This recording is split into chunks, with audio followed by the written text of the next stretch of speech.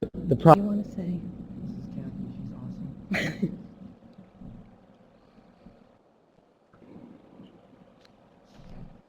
Well, it's 1 o'clock.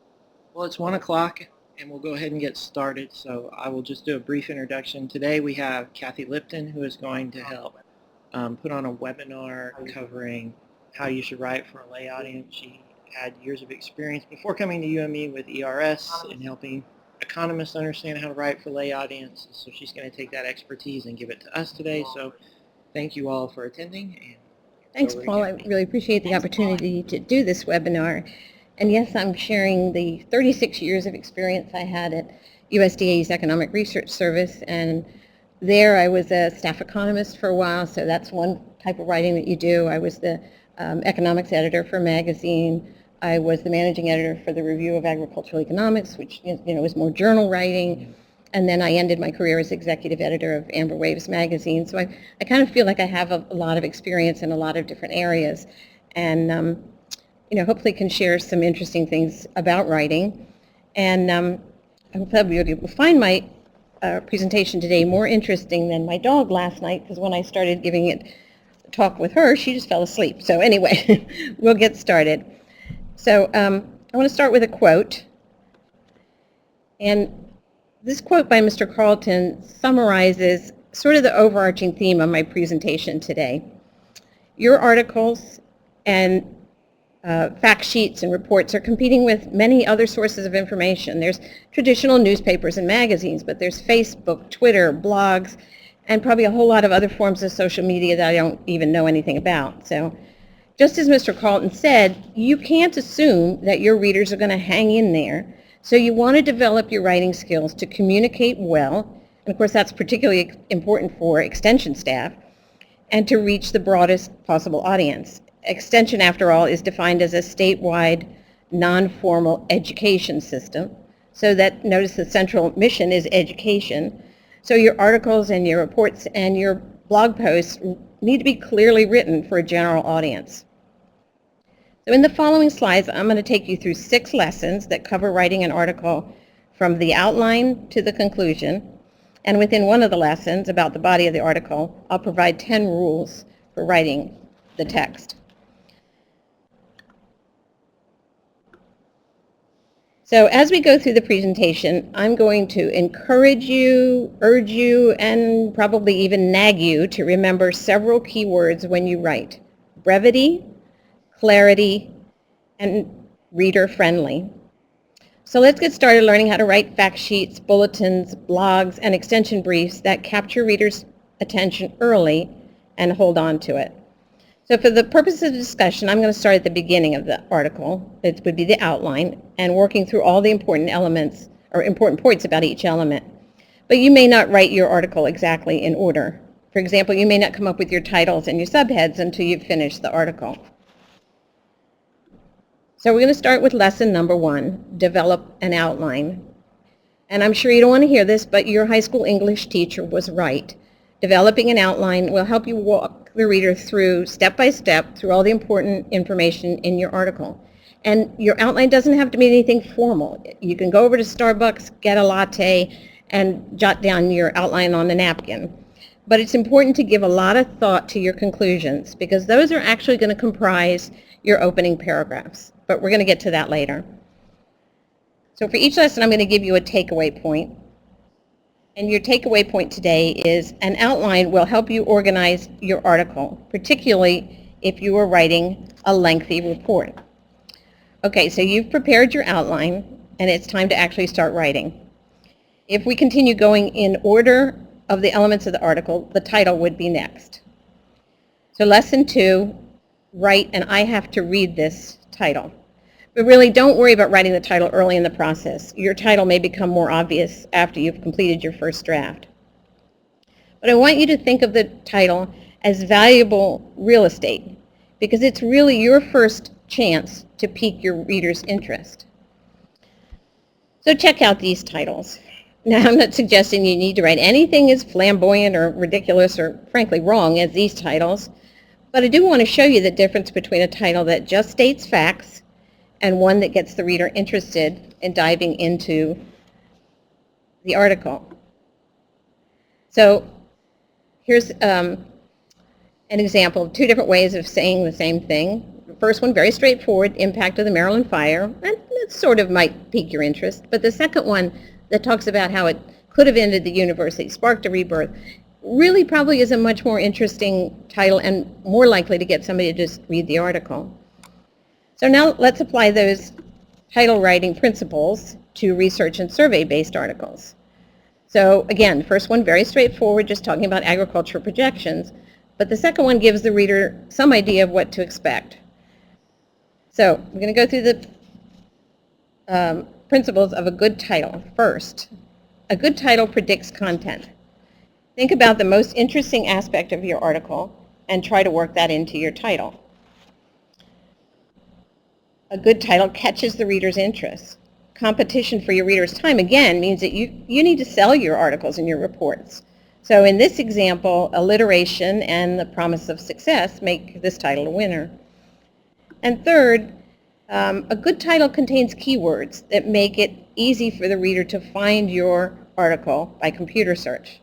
You want to ensure that interested readers can quickly and easily find your article when they do a web search on their topic of interest.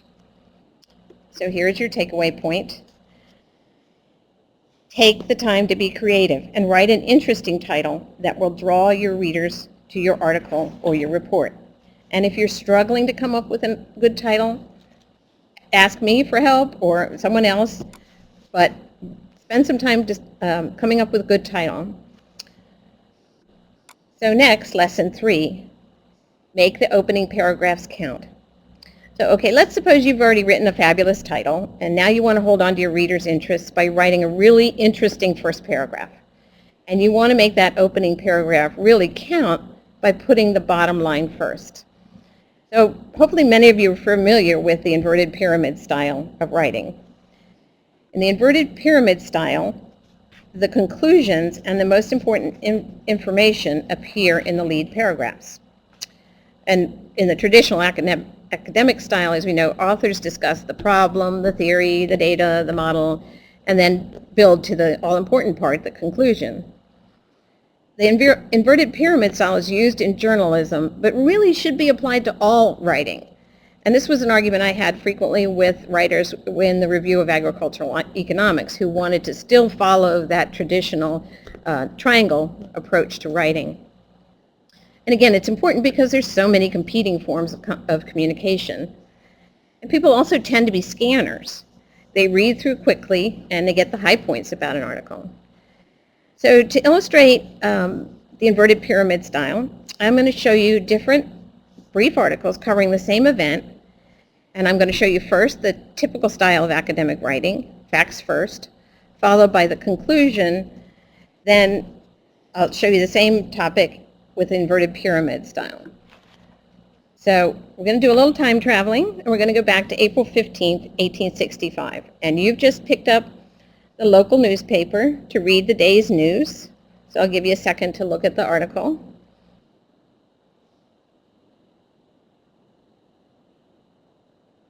And what do you notice? You must read to the third paragraph to find out the most important information, that President Lincoln was assassinated. So now if we go time traveling again and we read this article written in the inverted pyramid style, what do you notice? The assassination is the lead sentence. So now let's consider a research article written in the inverted pyramid style. And this one is from Amber Waves. You might see a lot of things from Amber Waves because, as I said, the last 4 years of my career at ERS, I was the executive editor.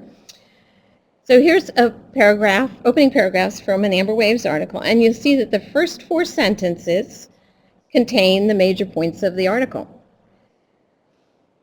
So here's your takeaway point. 10 seconds.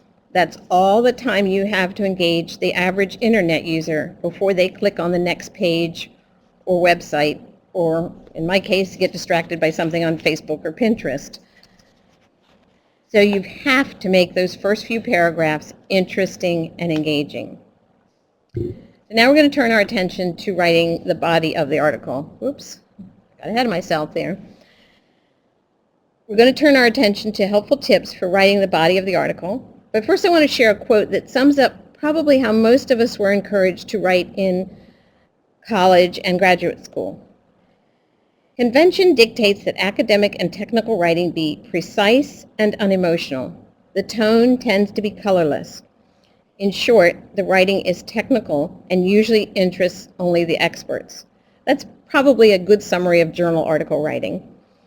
So let's suppose, though, that you follow that advice and you write your article full of jargon and technical concepts and acronyms and equations and whatever else.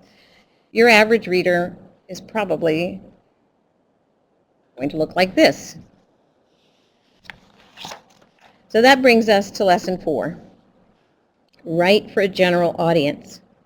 Technical research and analysis, and particularly extension information, can and should be communicated effectively to a wider audience. If you target your article or your report specifically to a technical audience or an audience that's very familiar with your topic, you're underestimating the value of your work to farmers, homemakers, policymakers, and others that don't have any expertise in your subject area but maybe want to learn more.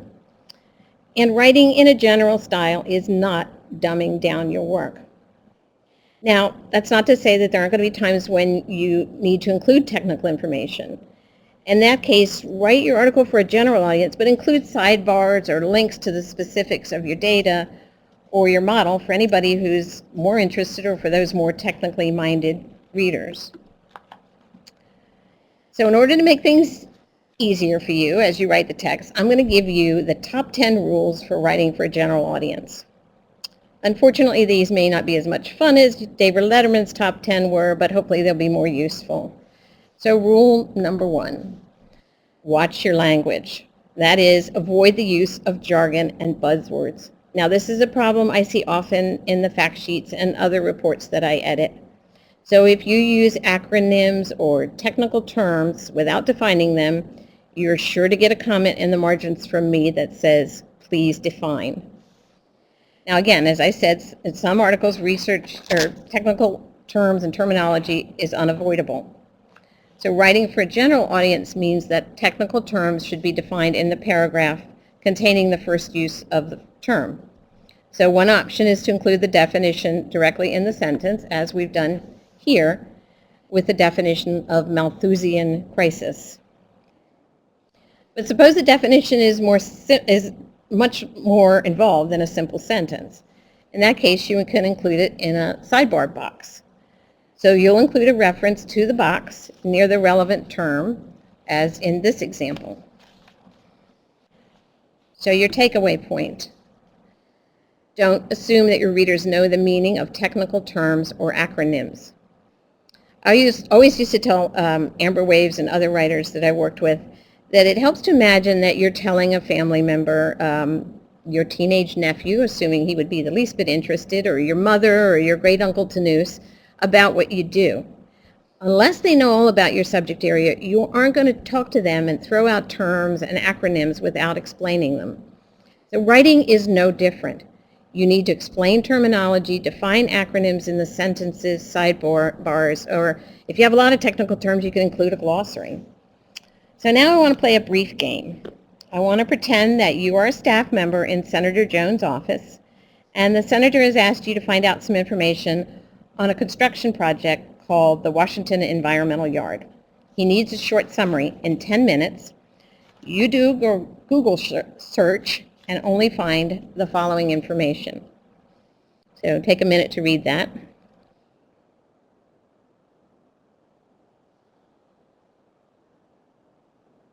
I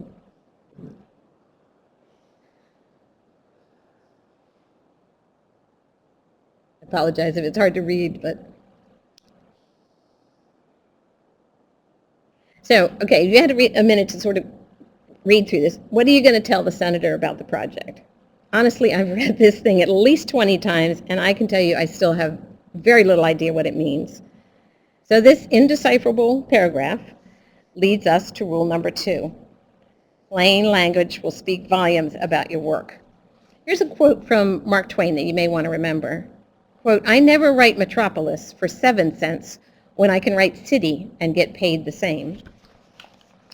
Whether your audience consists of local farmers, homeowners, policymakers, plain language will assure that your message will be clearly understood the first time it's read. In fact, the Plain Writing Act of 2010 mandates that federal agencies use, quote, clear government communication that the public can understand and use. So the goal of plain language is to make your writing and the information more accessible. We can even put some numbers to the benefits of plain language. When the Canadian government implemented plain language, they found that the processing time for operating grant applications fell from 20 minutes to 3 minutes.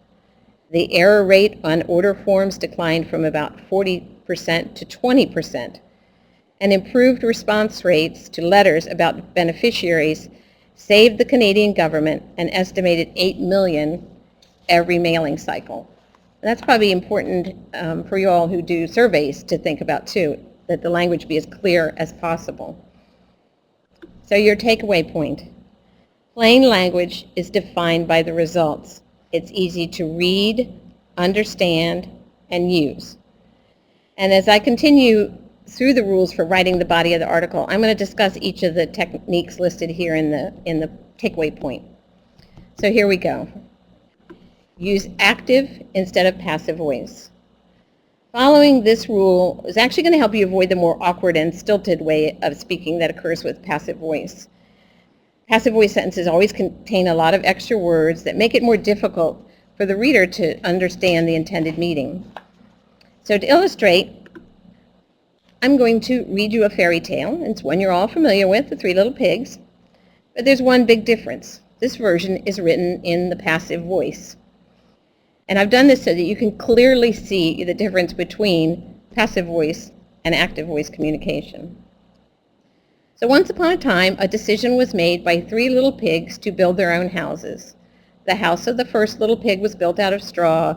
The house of the second little pig was built out of sticks. The house of the third little pig was built out of bricks. One night, the first little pig was seen in his house of straw by the wolf. He was heard by the little pig to say, "I'm asking that you let me in or your house will be blown down." "Not by the hair of my chinny chin chin," was shouted by the little pig. But of course, the house was blown down by the wolf and the first little pig was eaten by the wolf. And you know the rest of the story, but hopefully you saw how much more difficult and, I guess, onerous the text is with passive voice. So your takeaway point. Passive voice can make your writing weak and unconvincing. It ends up being lots of extra words that you don't need. Now, again, that's not to say that there aren't times that you just can't avoid using passive voice. But for the most part, try to write in active voice. And if you're using forms of the verb to be, you are writing in passive voice. In our Three Little Pigs story, the first sentence said, "A decision was made," rather than just saying the 3 pigs decided. So the next slide should give you a clue about the next rule. Rule number 4. Pay close attention to spelling, grammar, usage, and pronunciation. Now, I'm once again going to sound like your English teacher, but correct spelling, grammar, usage, and punctuation are critical. You can use spell check, but it's not going to catch incorrect use of many similar sounding words. So you want to read and reread your article, and certainly reread the entire article each time you make changes, even if they're very small ones. Take a break from your writing. Stepping away from what you've written for a day or two will allow you to take a fresh look at your work. Proofread without distractions, like the TV or music. Read your work out loud. Now don't laugh at this next one, but read your article backwards. It's the best way to catch particularly spelling mistakes. Use the services of a proofreader or an editor. And I particularly like the part about using an editor because my horse does not pay for herself, unfortunately. If you've spent days, weeks, or months writing an article, it's likely that you no longer spot incorrect grammar, spelling, and other errors. Now, have a colleague read your work. Keep a running list of the words you commonly misspell or misuse, and that way you'll know to check those words in particular when you're proofreading. And keep notes on common rules that are sometimes confusing, such as when to use which and that. So here's an example of an improperly placed comma. So the comma can mean the difference between inviting Grandpa to dinner and cannibalism. So your takeaway point. You may have made the discovery of the century, but a spelling error or incorrect grammar will cast doubt on your credibility. So we go on to rule number 5. Verbosity is not a virtue. Writing in short, clear sentences will help your audience understand your message more quickly and easily. Short sentences are better for conveying complex information. They break the information up into smaller and easier to process units. And again, think of how people process information and how you process information, particularly with social media. So this is a sentence. Yes, it is just one sentence. And it's likely to leave the readers scratching their heads as to what it means. They're going to have to reread the sentence several times, or at least I did, to understand the main points. Or more than likely, they're just going to give up and go on and read something else. And this example shows that you don't have to use a lot of words to convey an idea. This is just 6 words, but it's a powerful message. So your takeaway point. Readers will be able to easily follow all of the important points in your article if you follow the 1 idea per sentence, 1 idea per paragraph rule. Okay. Rule number 6. Subheads can help tell the story. iTrack research shows that readers may scan a headline, skip a detailed or ponderous introduction, and move right to where a subhead signals an interesting segment of the story. And I'm actually going to pause here for a minute to share a pet peeve. So often I see the first paragraphs or first few paragraphs labeled introduction. That's a case of labeling the obvious. Furthermore, it's just something that the reader has to stumble over before starting the article. So you don't need to put introduction in your first paragraphs. All right, let's get back to subheads. Here's a comparison of an informative subhead versus, just a very straightforward one. Think of subheads as stepping stones through your articles. So they need to be spaced relatively evenly through the article. If you have 20 paragraphs between subheads, they're really going to lose their effectiveness. So a good rule of thumb is to insert a subhead every 4 to 5 paragraphs. Lengthy articles without subheads make it difficult for readers to identify areas of interest to them, in which case they're more likely to move on to another article. Let's say, for example, that I have backyard chickens, and I think my chickens have a particular disease. So I'm going to go find a publication on chicken diseases, poultry diseases. But I'm not going to read the whole article. I'm going to skip through until I can find a subhead that tells me that that's where the information about the particular disease is that I think my chickens have. So subheads can be very important. And here again, Amber Waves, my favorite publication.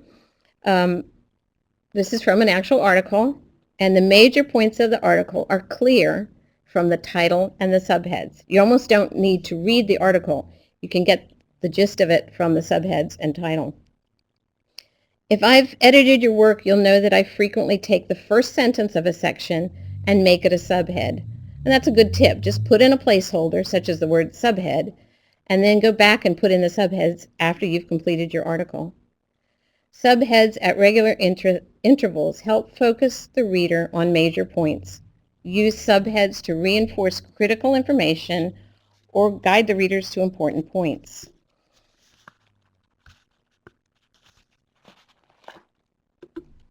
Your takeaway point. Basically, what I just said, it helps focus readers on major points. And subheads are important because most people read online, in particular, by scanning the page for individual words or phrases or headings or other visual clues. I just read this last night, that studies have shown that reading from a screen is more tiring and therefore about 20% slower than reading from paper. And that's why scanning becomes a technique that most people employ when they read online. So we'll move on to rule number 7. That old expression, one picture is worth 1,000 words, is particularly true of tables and charts. A well-placed chart with an active title, for example, can allow the reader to quickly see long-term trends in data rather than relying on a lengthy text description. Now again, you want to be sure that your charts and tables have action titles or active titles, so the reader can look at the title and pretty quickly discern the most important points about the chart, even without the supporting text. And when you use photos, caption the ones that illustrate the points you're making in your article. Captioned photos can really help the reader understand information. For example, if you're writing about constructing a rain garden, photos with captions pointing out important features would be very helpful. So here's an article from, or again, a table, a chart from Amber Waves. And again, the title tells you the main point of the chart. And actually, I look at that now, and I'm sure it's in one of the magazines that I did, but it looks very dense, and it's probably not the best chart. But that information, that headline, tells you exactly what the main point of the title is.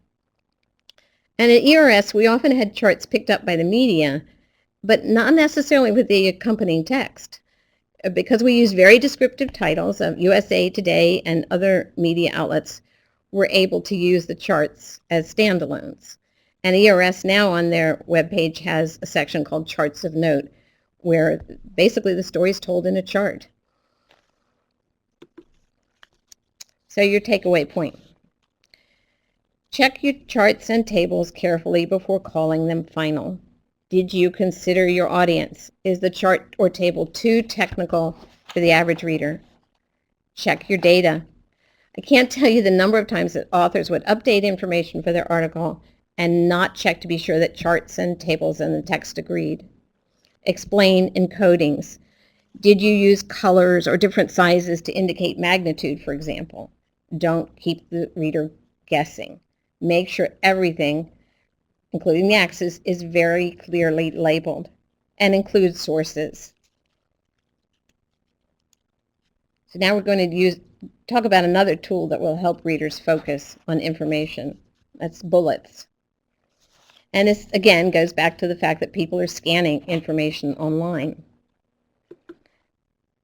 So when you write your bullets, there's some things you need to remember. Be consistent. You can follow any number of formats or use any style of bullets, whether it's circles or stars or whatever. You must use the same format throughout your publication. Create parallel lists. Keep your bullets thematically related.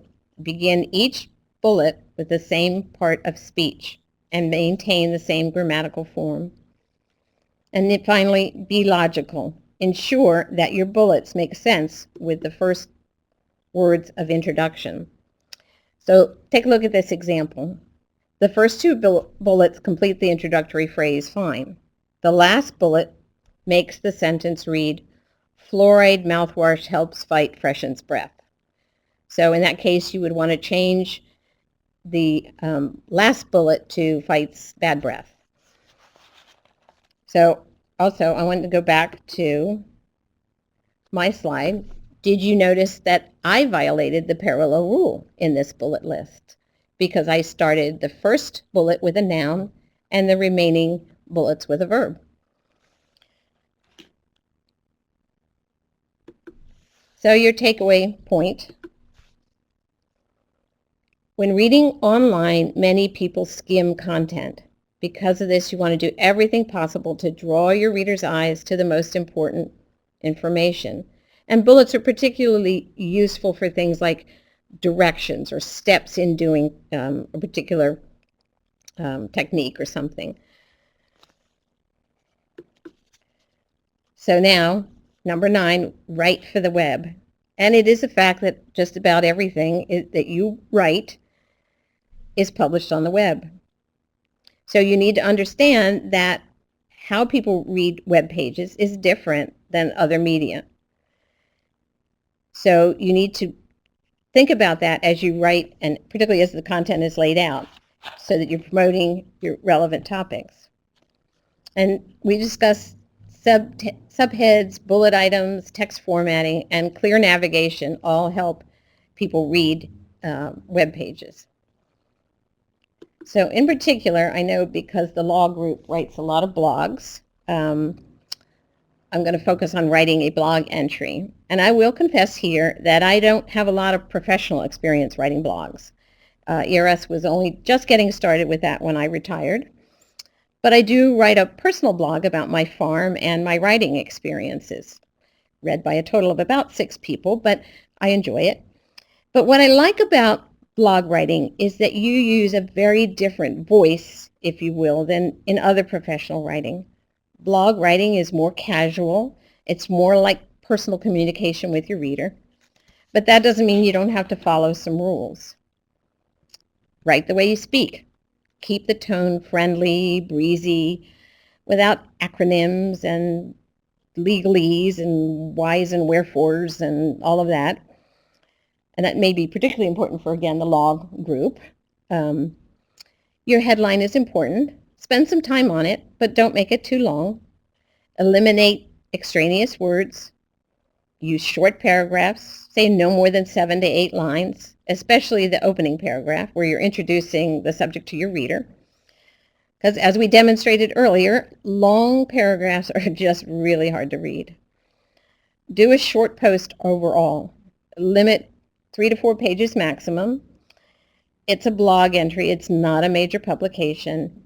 And you must, and I'll emphasize must, avoid footnotes. This is a blog post and not a journal article. And I think the same thing is true of fact sheets, extension bulletins, and other publications that you are writing for a general audience. Your name and contact information are on the bottom of the page if people need or want more information. And you can include references. Hit the highlights. Blog entries are the perfect place to give your readers the main points and then link to other sources to get all the necessary details. And speaking of links, place the link on the keywords in the sentence rather than in a separate sentence. So in this example, you want to refer the writer to today, or the reader to today's dairy industry, so the link is placed over those words. Use bulleted lists. Readers really like them. And again, follow all the rules for bullet writing. Include a great image or two when possible. Photos, simple charts, and simple tables. And reread your post when you're finished. Does your point come across well? Is your position clear? When you're done, ask yourself honestly, is this something I would want to read? Your readers are not going to benefit from your blog content if it isn't presented in a logical and readable way. So here's the final rule for writing the body of your article. Now, we all have trouble writing conclusions. I know it was always the part that I found most difficult in writing.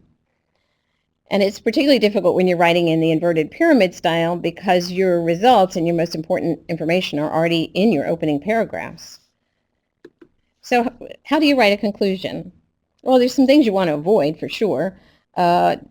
Please don't begin your conclusion with those unnecessary and overused phrases such as in conclusion, in summary, in closing. Those phrases can work well in a speech, but they just come across as wooden and trite when you're writing. Don't state the thesis for the first time in the conclusion. That should be fairly obvious. Don't introduce a new idea or subtopic in your conclusion. And that's certainly not the place to include evidence like quotations or statistics that should be in the body of the paper. So what can you include in the conclusion? Here's some tips. Answer the question, so what? Show your readers why the information in your article is important. Show them that your paper was meaningful and it was useful. Synthesize, don't summarize. Don't simply repeat the things that were in your paper. They've read it. Show them how the points you made fit together or relate to other issues. Look to the future. What research questions still need to be answered? If your article is one of a series on a given topic, you can point to other existing or future reports. And let me caution you here with future reports. Make sure that if you're going to reference a future report, that it's going to be published in a month or two. You don't want to reference somebody to a future report that either doesn't get published for a year or worse, doesn't get published at all. And for more information, that's actually the easiest way to end your article. Point to other useful information on the same or related topics.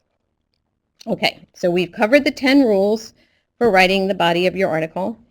And so now I want to go back to the lessons about writing in general. So let me just recap. I presented 4 lessons. Prepare an outline. Write a title that draws your reader in. Write in the inverted pyramid style, the first paragraph having the most important details. And write to reach a wider audience. So our lesson number 5 is go back and look critically at your article. Your job is not done when you type in the last paragraph of your conclusion. One writer that I used to work with said he rereads his work 6 times because that was how many times it took to revise, shorten, and to make sure there were no mistakes. And we've covered some of the points about spelling and grammar and so forth. That's what you want to look for when you're going back and looking critically at your article. So here's a case where someone failed to read proofread the cover, and as a result, it announces that Rachel Ray cooks her family and dog. So we want to practice the 4 R's when you're looking over your report. Reread. If you recall, I discussed earlier the different techniques you can use to read through your article. You can read it out loud or backwards or several other techniques I went over. Reduce. You can probably take 20% out of your first manuscript and have a better end product. And in fact, in one of my editing classes, that was our assignment, was to take a paragraph and edit 20% out, and then edit another 20% out. It was a challenge for sure. Go back through the 10 rules for writing the body of your article. Eliminate passive voice and other things that don't conform to those rules. Double check your work for technical accuracy. Review things in particular like charts and tables. So your takeaway point. Find a colleague that's willing to exchange proofreading so that each of you has another set of eyes on their work. I would also suggest that you not proofread on the computer. I don't usually advocate wasting trees, but it's just much better to proofread hard copy. Now, lesson 6 says you can go too far with lesson 5. Now, I want to point out that one of the problems that I encountered a number of times as editor of Food Review, Amber Waves, and the Review of Agricultural Economics was what I called the just one more change author. They would submit the article for design, look at the layout, and decide that they wanted to move a few paragraphs or change all the subheads. I had one author who disliked certain colors, though we were never quite sure what they were until we would see her marching up the hall with the galleys in hand. I can assure you there is no better way to make an editor and a designer really angry than to make unnecessary changes after the layout is done. Don't get me wrong, there are legitimate reasons for making changes. Your date is revised or perhaps changes in the law. But don't ask the designer to revise the text or change the layout on a whim. It's a waste of the designer's valuable time. Now, I don't know how large your staff of designers is, and we had a fairly large staff at ERS, but every small change just put other people's work behind, which was very unfair to your colleagues. And it also delays your publication, which hurts you professionally. and it denies the people that need the information that you're providing the chance to read it. So my takeaway point is be considerate of the editor's and designer's time and make only essential changes to your article after design and layout. So right about now, though, you're all thinking, how much more can she possibly say about writing? I used to work with a guy who criticized the administrator of our agency for his lengthy speeches by saying, he doesn't need a watch, he needs a calendar. So I'm almost done, I promise, but I do have one final thought. I've given you a lot of do's and don'ts regarding writing, but I'll leave you with just one more do. Please do send me an email if you need help at any point in writing your article or report. My email is easy, klipton@umd.edu. And again, thanks for the opportunity to share my thoughts on writing.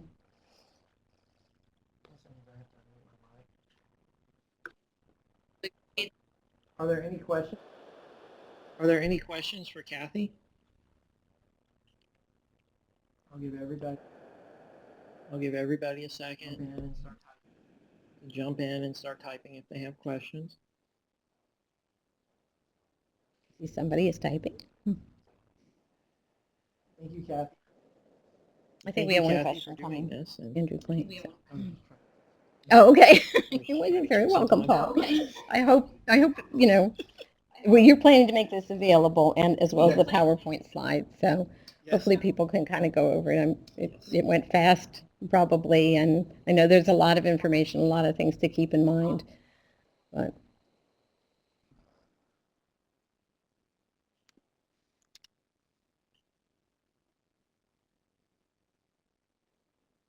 okay, Andrew said it helps to leave the writing aside for at least 24 hours, and that's correct because you're coming back and looking at it again with fresh eyes. And I do that even on something as simple as writing my blog. I leave it for a few days and go back. Yeah.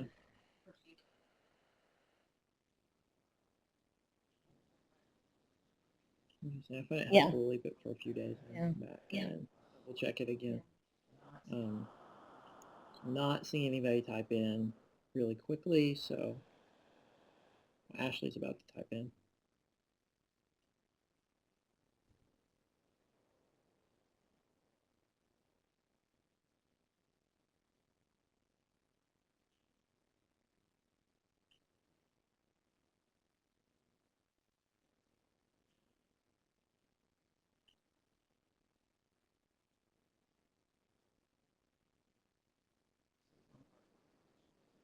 The fun part of webinars, waiting as people type. It means they're at least still awake. I didn't bore them to tears. So.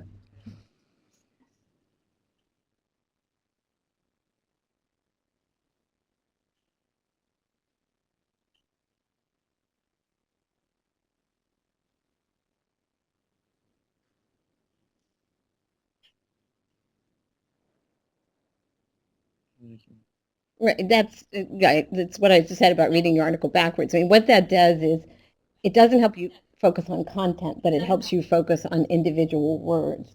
And that's how you're much more likely to catch a spelling error or sometimes a grammar error, but spelling in particular. Because it's true of all of us. When you read something over and over again, the same thing, your mind starts to just fill in what you think should be there, what you meant to be there, and you're not actually seeing the words anymore.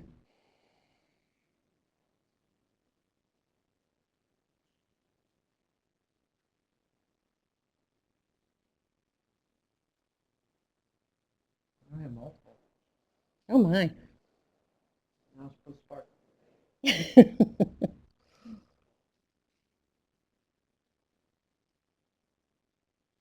I'll give anybody my blog address of livingmyfarmdream.blogspot.com so I have more than 6 readers.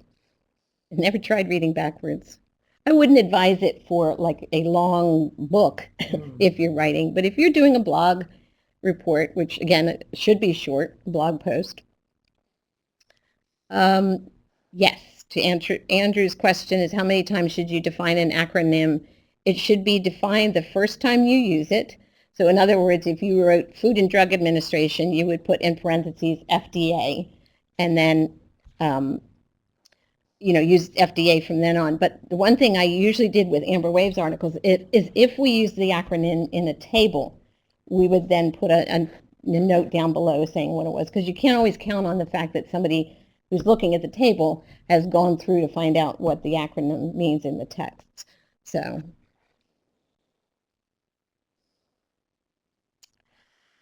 Ashley's question, suggestions for getting away from legal speak or scientific writing. I think the best way to do it is to imagine that you're talking to somebody other than another lawyer or another scientist. How would you explain it to your, I don't know, 15-year-old, if they would put down their phone long enough to listen to you? But, pick somebody that you think, in your mind, that you would be explaining to, and so you wouldn't use the legalese, but that's not to say you can't use those terms in the text. But as I said, define them carefully.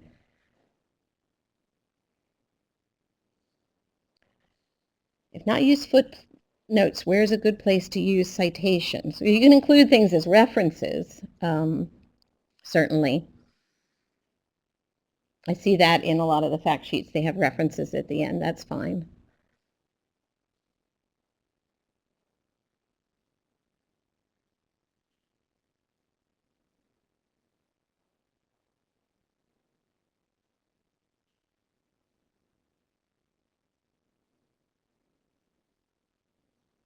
Yes, Andrew's correct. For the web, you can always use links. Yeah, that's probably, because everything, I assume everything that you write is on your web page. So. Mm-hmm. Yeah. I said I agree with that, because even with fact sheets, I hyperlink the quote It's, to put and it that back, would be a and lot you don't have to cleaner really include a than reference. including a lot of citations. Any more questions? Any more questions for Kathy?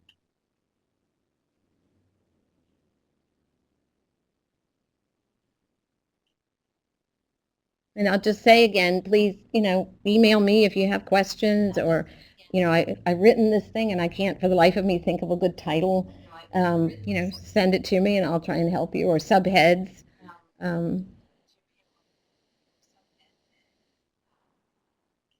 Again. Very welcome, Paul. Again, thank you, everybody, thank you for for listening. everyone for attending today. Thank you, everybody, for listening.